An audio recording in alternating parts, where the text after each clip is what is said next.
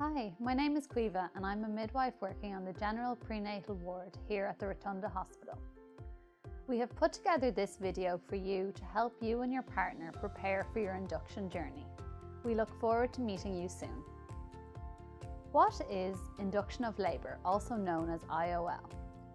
Induction of labour is the process of medically or artificially starting your labour. There can be many reasons why your obstetrician will recommend induction, including your pregnancy may be overdue, which means you may be 7 to 10 days over your due date. Your waters could have broken, but labour has not started naturally after 24 hours.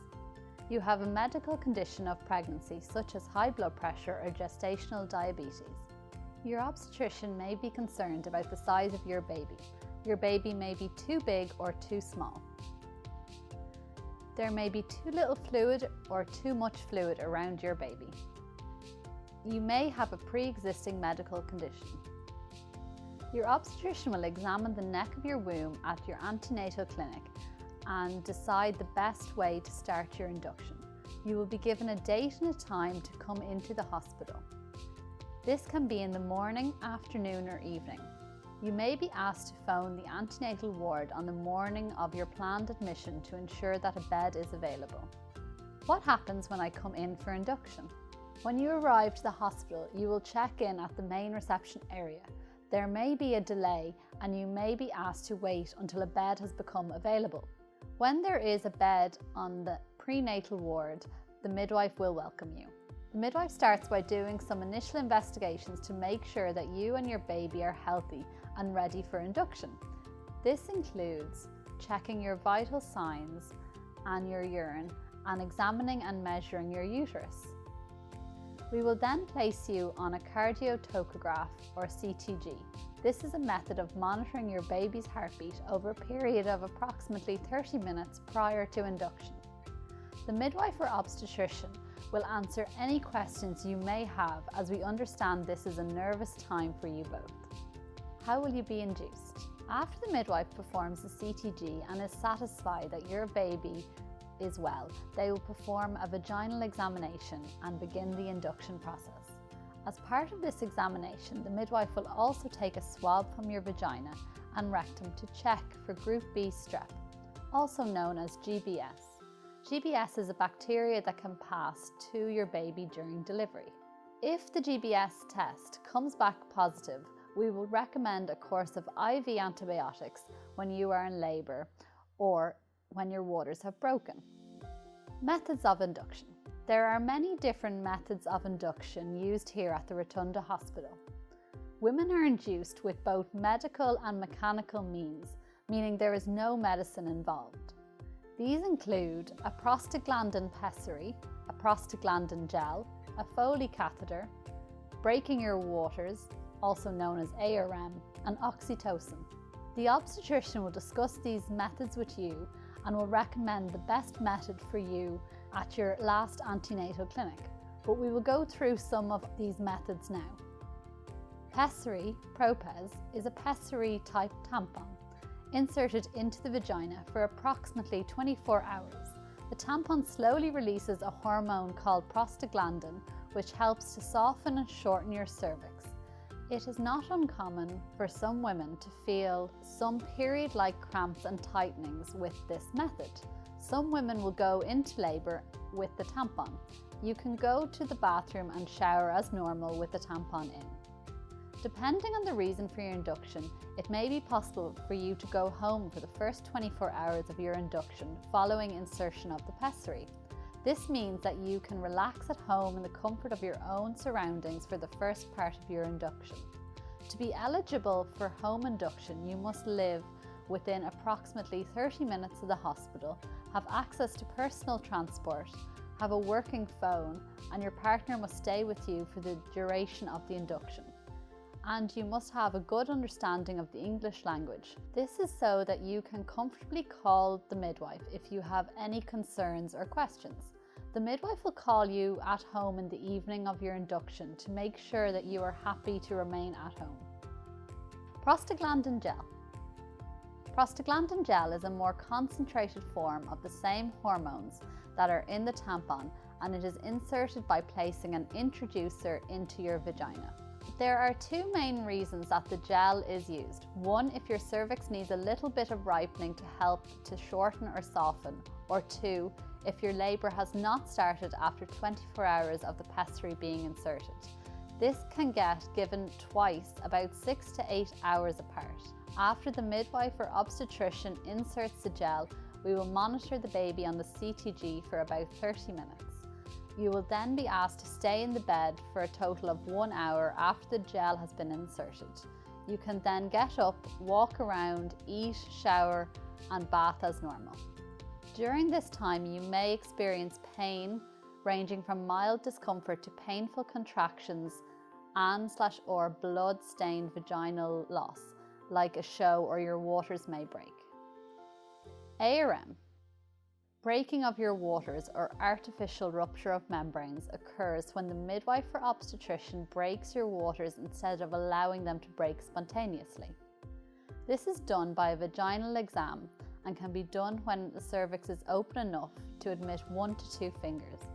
After we break your waters, we will allow a period of time to see if this encourages your body to start contracting. Once we are happy that you and your baby are well, you have up to 24 hours to see if labour starts. Foley Catheter.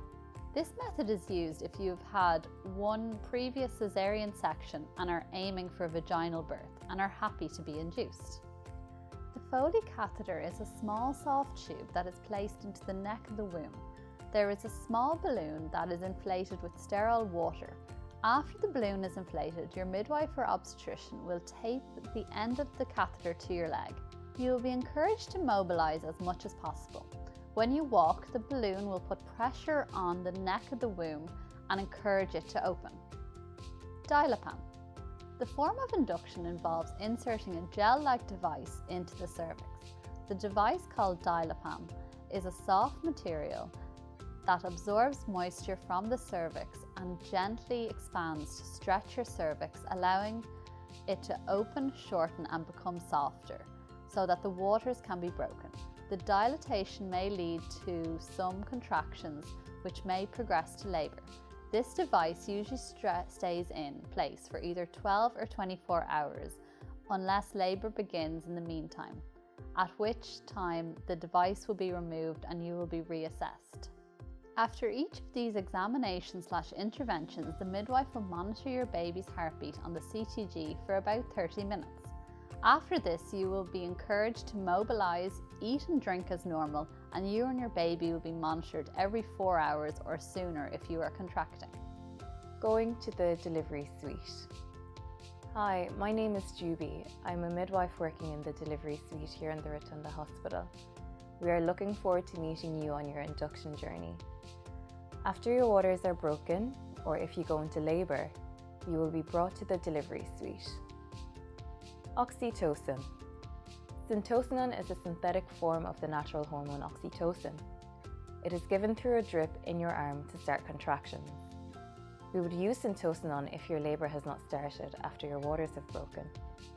The drip begins with a small dose and is increased every 30 minutes. When we start your labour with oxytocin, we will need to monitor you, your baby and your contractions very closely using the CTG. Everybody is different. Some women may need the full dose, others only a little. It can take up to 4.5 hours to reach the full dose of oxytocin. After this, your midwife or your obstetrician will examine you 1 hour after reaching the full dose to see if there is any change to your cervix. So how long will my induction take? This will vary from person to person. For some women, it may take only a couple of hours. For other women, it could take 2 or 3 days. This will depend on a couple of things, like how ready your body is to begin labour, or if you have given birth vaginally before. We may need to pause the induction process for a period of time. This is largely due to the activity within the hospital. Ideally, we would want all women to deliver on the delivery suite. However, sometimes when the delivery suite is very busy and there are no rooms available, you may decide to pause or delay your induction. For example, not breaking your waters until it is safe to do so. We understand that this can be frustrating, but we will keep you informed at all times. Everything we do is to protect the well-being of you and your baby. What kind of pain relief can I have when undergoing an induction of labour? Hi, my name is Rebecca and I'm a midwife on the general prenatal ward. Every woman will experience contractions during their induction process. There are many different types of pain management offered when undergoing induction. They are both medical and non-medical. We will encourage you to start with the non-medical forms of pain relief when starting your induction. These include walking, using a TENS machine and hydrotherapy such as a bath and heat packs. You can also use your birthing ball and various pressure points that your midwife will demonstrate to you and your partner on the day to help you in the early stages of labour. Paracetamol is given in the early stages of induction. This can be useful when you're experiencing cramping, similar to your period. You can take paracetamol every 6 hours. Your midwife will provide you with painkillers, so please do not bring any painkillers with you to the ward. Entonox is a mixture of nitrous oxide and oxygen known as gas and air and is an inhalation method of pain relief. It is used to help you breathe during your contractions. While it does not take the pain away, it helps you relax during contractions and encourages you to breathe slowly. Pethidine is the strongest medication we can give you in the early stages of your induction. It is an opioid medication and it does cross the placenta, so it can reach baby. For this reason, we only recommend Pethidine in the early stages of your induction or before your cervix has dilated to 5 centimetres, as this then gives the Pethidine time to completely clear your body before birth. An epidural is the most effective pain relief and is the most common in first-time mums. You can have an epidural when you're in established labour, so usually when your cervix has dilated to 3 centimetres or more. An epidural can only be given in the delivery ward, which means that you may have to wait until you go to the delivery suites to avail of an epidural. Once you have an epidural, you will require one-to-one care with your midwife and your baby will need to be closely monitored using the CTG. Will my birthing preferences be respected when undergoing induction? Yes, we always try our best to incorporate your birthing preferences into your induction process. Sometimes certain interventions are required to protect the safety of you and your baby. You should speak with your midwife or obstetrician before your date for your induction to discuss your birth preferences and how they will be incorporated into your induction.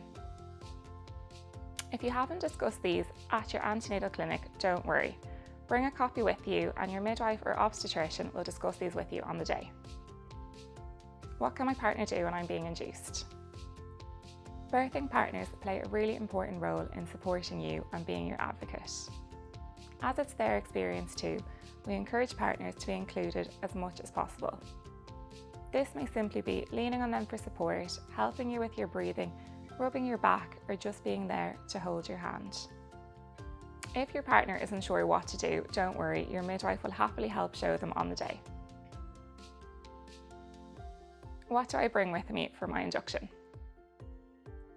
There are many things that you can bring with you for your induction. We would encourage you to bring some music and headphones, your hypnobirthing soundtrack. We don't supply birthing balls or TENS machines, so please bring them in with you. Induction can sometimes make you lose your appetite, so bring light snacks and a water bottle, as it can be easier to drink out of when the contractions begin. Some home comforts can help you relax as well when you're undergoing induction. We would encourage all mums to bring 2 separate bags with them. Your labour bag and a bag for after you have the baby. We would encourage you to only bring your labour bag with you to the prenatal ward and the delivery suite, as you will be in a multi-occupancy ward for the first part of your induction and space is limited. After the baby is born, your partner can then bring the bag in for the postnatal ward. What if my induction doesn't work? Inductions are successful 75% of the time. However, sometimes the pessary or gels do not work and we cannot proceed with breaking your waters. After a discussion with an obstetrician, a caesarean section may be required. Don't worry, you will have plenty of time to think about this. After the decision is made to have a cesarean section, you will need to fast for at least 6 hours to ensure it is safe to proceed. What if I don't want to be induced? While your induction is recommended medically, the decision is still always yours and you must be happy to proceed. If you do not wish to go ahead with the induction, we recommend speaking to your obstetrician at your next antenatal clinic.